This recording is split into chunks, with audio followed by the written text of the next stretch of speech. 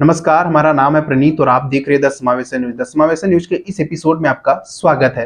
देश में 5 राज्यों के विधानसभा चुनाव के परिणाम घोषित किए गए, लेकिन 4 राज्यों के खूब जिक्र की गई: मध्य प्रदेश, छत्तीसगढ़, तेलंगाना और राजस्थान। इन 4 राज्यों में से 3 राज्यों में भारतीय जनता पार्टी की जीत हुई, वहीं एक राज्य तेलंगाना में कांग्रेस की जीत हुई। लेकिन एक राज्य है जिसके बारे में कम जिक्र की गई: मिजोरम। मिजोरम में आप अगर देखेंगे तो लालदू होमा मिजोरम के नए मुख्यमंत्री बनने जा रहे हैं। मिजोरम में एक नई नवेली पार्टी चुनाव लड़ती है और चुनाव जीतती भी है और फुल बहुमत के साथ सरकार बनती है। मिजोरम में 40 सीटों में से 27 सीटें जीत हासिल करती है जेडपीएम यानी जोराम पीपल मूवमेंट पार्टी, जो कि एक नई नवेली पार्टी है। माना ऐसा जा रहा है कि जोराम पीपल मूवमेंट पार्टी आम आदमी पार्टी की तरह है। साल 2015 में आम आदमी पार्टी के पास एक बड़े स्ट्रॉन्ग मुद्दे थे और वही मुद्दे को लेकर के चुनाव लड़ती है और चुनाव जीतती भी है। ठीक इसी तरीके से अगर आप देखेंगे तो जोराम पीपल्स मूवमेंट पार्टी के पास एक बड़ा मुद्दा था, करप्शन का मुद्दा। अब इस मुद्दे को लेकर के अगर देखेंगे तो इन्होंने इस पर चुनाव लड़ी और इन्होंने चुनाव जीती भी।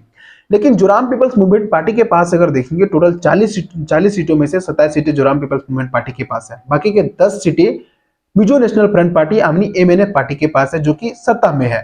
वहीं अगर आप देखेंगे देश की सबसे बड़ी पार्टी भारतीय जनता पार्टी की मात्र 2 सीटें उनकी जीत हासिल कर पाई है। कांग्रेस 1 सीटें जीत हासिल कर पाई है, जबकि अगर आप मिजोरम में देखेंगे तो कांग्रेस की कई बार सरकार रही है, इसके बावजूद भी कांग्रेस मात्र 1 सीटें ही जीत पाई है। इन 4 राज्यों में खूब चर्चाएं की जा रही थी कि भारतीय जनता पार्टी की इन राज्यों में जीत हुई है, कांग्रेस की इस राज्य में जीत हुई, इस राज्य में हार हुई है। लेकिन इन दोनों पार्टियों की अगर आप देखेंगे तो मिजोरम में एक बड़ी हार हुई है। आप देखेंगे मिजोरम में एक नई नवेली पार्टी, क्षेत्रीय पार्टी आती है और 27 सीटों के साथ चुनाव जीत जाती है। उसके बारे में बहुत कम जिक्र की गई है।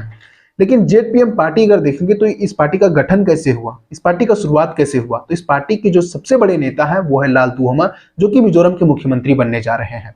लालदू होमा आईपीएस ऑफिसर थे। इंदिरा गांधी के कहने पर ये पहली बार राजनीतिक में आए। साल 1984 में मिजोरम से ये संसद का चुनाव लड़ते हैं और ये चुनाव जीतते भी हैं। तब से ये राजनीतिक में सक्रिय हैं।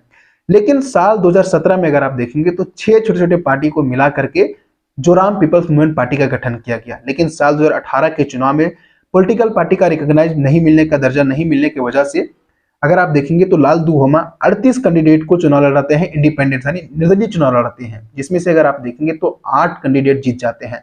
वहीं से अगर आप देखेंगे तो लालदू होमा या फिर जोराम पीपल्स मूवमेंट पार्टी का एक आत्मविश्वास बढ़ता है। उसके बाद इस बार चुनाव लड़ते हैं। इससे पहले अगर आप देखेंगे मिजोरम में तो 26 सीटों के साथ मिजो नेशनल फ्रंट पार्टी, जो कि साल 2018 में जीत हासिल की थी, इससे बड़ा जीत हासिल किसी भी पार्टी ने नहीं की थी। उनके पास अगर देखेंगे तो 27 सीटें इस बार जोराम पीपल्स मूवमेंट पार्टी जीत पाई।